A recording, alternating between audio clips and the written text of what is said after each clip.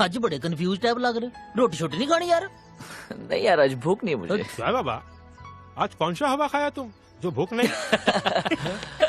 अरे हिंदुस्तान की मिट्टी। आप यूं ही तकलीफ किया आपने। तकलीफ? अरे अगर माँ होती ना तो अभी आपको सुना देती।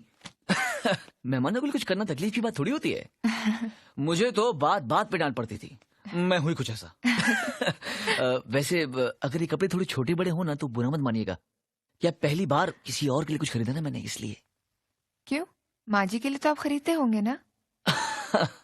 माँ ने कभी मौका नहीं दिया। हाँ, जब माँ यहाँ पर आने वाली थी तो मैंने उनके लिए बहुत सारे गर्म कपड़े खरीदे थे। और ये मंदिर भी। और ये सोचा था जब वो यहाँ पर आएगी तो मैं उससे कहूंगा कि माँ, तूने जिंदगी पर बहुत मेहनत कर ली है, अब तू यहाँ आराम से बैठ के आराम कर, आराम कुर्सी पर। मैंने माँ के लिए टिकट भी भेजी थी, मगर माँ टिकट से पहले वहां पहुंच गई। बस तब से मैं एंड प्रॉब्लम सॉल्व्ड। बस अब माँ मुझे डांट नहीं पाती।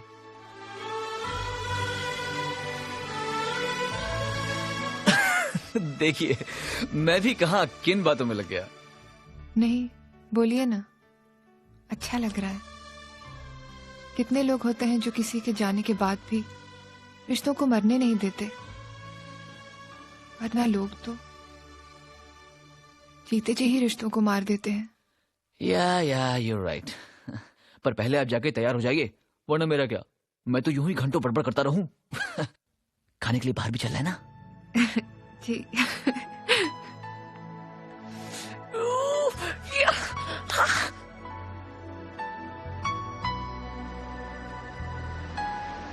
सूरत बना दिया है। आप तो माँ के मंदिर में दिया जला दिया है। यानी कि पहली बार मेरा घर एक लड़की का हाथ लगे बिना घर घर होता ही नहीं है। हाँ, ऐसा कहती थी माँ जी। माँ मेरे पीछे पड़ रहती थी। अच्छा? बेटा शादी कर ले, मेरे बेटे शादी कर ले कर ले। पर मैं उन्हें कभी सीरियसली नहीं लेता था। क्यों? आपकी माँ से ज्यादा आपका भला कौन चाह सकता है? हाँ, लेकिन मैं उनको टाल देता था। मैं उनको बोलता था कि माँ, तू ही तो हमेशा कहती थी marriage is a made in heaven, शादी ऊपर से लेकर आती है। तो मेरी किस्मत में जब लिखी होगी तो हो जाएगी। फिर माँ जी क्या कहती थी? माँ कहती थी कि माना कि marriage is a made in heaven, मगर अरे लड़की तो मुए तुझे इस धरती पर खुद ढूंढनी पड़ेगी ना। फिर मैं माँ से बोलता था, माँ तेरे ऊपर वाले ने अगर मेरे लिए कोई लिखी है तो उसे खुद मेरे पास भेज देगा। आगे आगे मैं और पीछे पीछे बेलन लेके माँ। पर अब सोचता हूँ कि माँ ठीक ही बोलती थी। जिंदगी की गाड़ी दो पहियों के बिना चल ही नहीं सकती। यार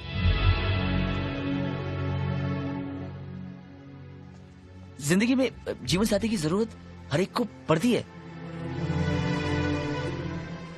तुम्हारी क्या राय इस बारे में? जी, मेरी राय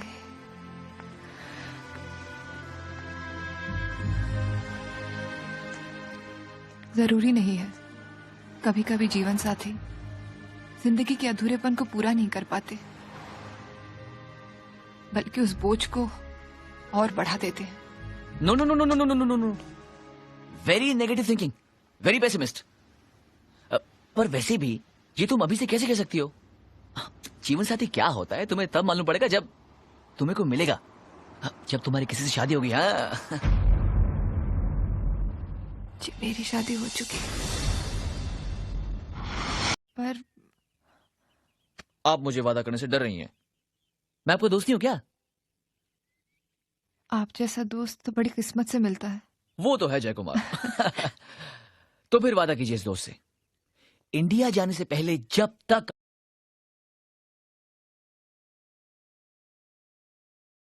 सिर्फ मुस्कुराएंगी। आपको पता है आप कितनी अच्छी लगती हैं मुस्कुराती हूँ। So promise, otherwise promise. like a friend? Like a friend. So give me a hand. Hey, hey, hey, hey, hey.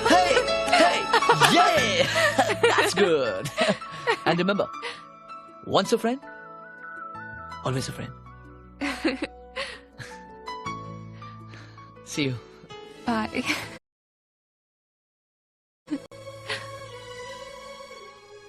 काश दुनिया के सारे लोग आप जैसे होते।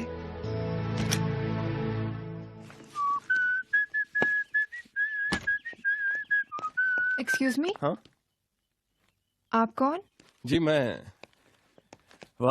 अगर यही सवाल मैं आपसे करूं कि आप कौन और हमारे सरदार साहब के यानी मिस्टर बराड़ के यहाँ क्या कर रही हैं? जी मैं जय जी की गेस्ट हूँ। और मैं जैक का boss, Jack Tillo, operation manager. Oh hello. Hello. ऊपर का पोर्शन हमने वेयर हाउस बना रखा है और नीचे काम करने वालों को दे रखा है। आजकल जैक को दिया हुआ है जी। और गाड़ी भी हमने दी। जी। वैसे आप हिंदुस्तानी नजर आती हैं। जी हूँ। नाम नहीं बताया आपने? Amrita. Very nice name. Thank you. एक बात कहूँ आपसे, अगर बुरा ना माने तो? जी। आप बहुत खूबसूरत हैं। Thank you. Have a good day. फिर मिलेंगे। आगे का पार्ट देखने के लिए वीडियो को like, share Dolly ji. And subscribe जरूर करिए। मैं आपसे धन्यवाद। पर आप मुझे वादा करने से डर रही हैं? मैं आपको दोस्त नहीं हूं क्या? आप जैसा दोस्त तो बड़ी किस्मत से मिलता है। वो तो है जय कुमार। तो फिर वादा कीजिए इस दोस्त से, इंडिया जाने से पहले जब तक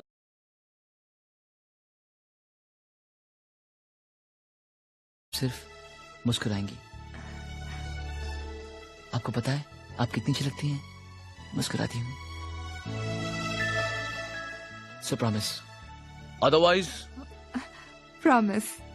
like a friend. Like a friend. So give me a hand. Hey, hey, hey, hey, hey, hey, hey. Yeah, that's good. And remember, once a friend, always a friend.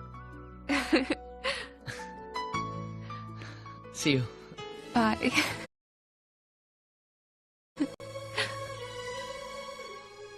काश दुनिया के सारे लोग आप जैसे होते।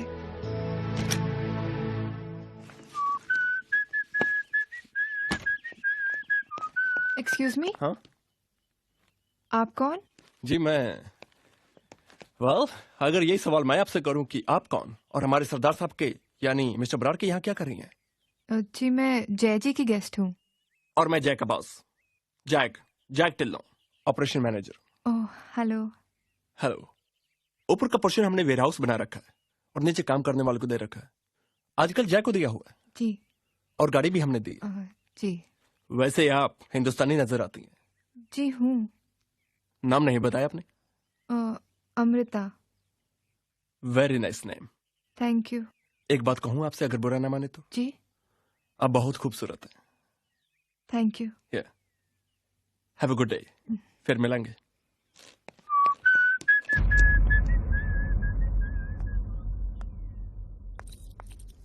डॉली जी, मैं आपसे जैक। आप यूं ही तकलीफ किया आपने। तकलीफ? अरे अगर माँ होती ना तो अभी आपको सुना देती। मेहमानों को कुछ करना तकलीफ की बात थोड़ी होती है। मुझे तो बात बात पे डांट पड़ती थी। मैं हुई कुछ ऐसा। वैसे अगर ये कपड़े थोड़े छोटे बड़े हो ना तो बुरा मत मानिएगा। क्या पहली बार किसी और के लिए कुछ खरीदा ना मैंने, इसलिए। क्यों? माँ जी के लिए तो आप खरीदते होंगे ना? माँ ने कभी मौका नहीं दिया। हाँ, जब माँ यहाँ पर आने वाली थी तो मैंने उनके लिए बहुत सारे गर्म कपड़े खरीदे थे। और ये मंदिर भी। और ये सोचा था जब वो यहाँ पर आएगी तो मैं उससे कहूंगा कि माँ, तूने जिंदगी पर बहुत मेहनत कर ली है, अब तू यहाँ आराम से बैठ के आराम कर, आराम कुर्सी पर। मैंने माँ के लिए टिकट भी भेजी थी, मगर माँ टिकट से पहले वहां पहुंच गई। बस तब से मैं एंड प्रॉब्लम सॉल्व्ड। बस अब माँ मुझे डांट नहीं पाती।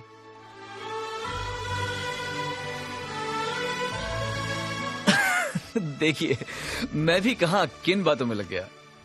नहीं, बोलिए ना, अच्छा लग रहा है। कितने लोग होते हैं जो किसी के जाने के बाद भी रिश्तों को मरने नहीं देते, वरना लोग तो जीते जी ही रिश्तों को मार देते हैं। या you're राइट। पर पहले आप जाके तैयार हो जाइए, वरना मेरा क्या, मैं तो यूं ही घंटों बड़बड़ करता रहूं। खाने के लिए बाहर भी चल रहा है ना? जी।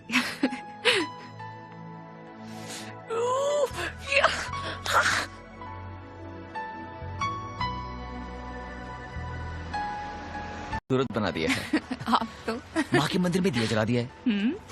यानी कि पहली बार मेरा घर एक लड़की का हाथ लगे बिना घर घर होता ही नहीं है।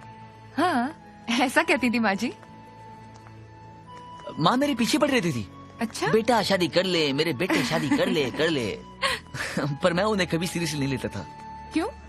आपकी माँ से ज्यादा आपका भला कौन चाह सकता है? हाँ, लेकिन मैं उनको टाल देता था। मैं उनको बोलता था कि माँ, तू ही तो हमेशा कहती थी marriage is a made in heaven, शादी ऊपर से लेकर आती है। तो मेरी किस्मत में जब लिखी होगी तो हो जाएगी। फिर माँ जी क्या कहती थी? माँ कहती थी कि माना कि marriage is a made in heaven, मगर अरे लड़की तो मुए तुझे इस धरती पर खुद ढूंढनी पड़ेगी ना। फिर मैं माँ से बोलता था, माँ तेरे ऊपर वाले ने अगर मेरे लिए कोई लिखी है तो उसे खुद मेरे पास भेज देगा। आगे आगे मैं और पीछे पीछे बेलन लेके माँ। पर अब सोचता हूँ कि माँ ठीक ही बोलती थी। जिंदगी की गाड़ी दो पहियों के बिना चल ही नहीं सकती। हाँ,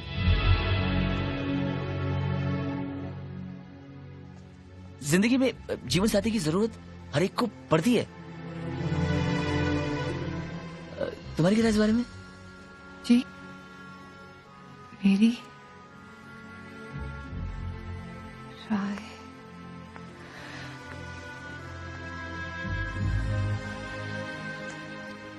जरूरी नहीं है। कभी कभी जीवन साथी जिंदगी के अधूरेपन को पूरा नहीं कर पाते, बल्कि उस बोझ को और बढ़ा देते हैं। No no no no no no no no no, very negative thinking, very pessimist. पर वैसे भी ये तुम अभी से कैसे कह सकती हो? जीवन साथी क्या होता है तुम्हें तब मालूम पड़ेगा जब तुम्हें को मिलेगा, जब तुम्हारी किसी से शादी होगी। हाँ, जी, मेरी शादी हो चुकी है।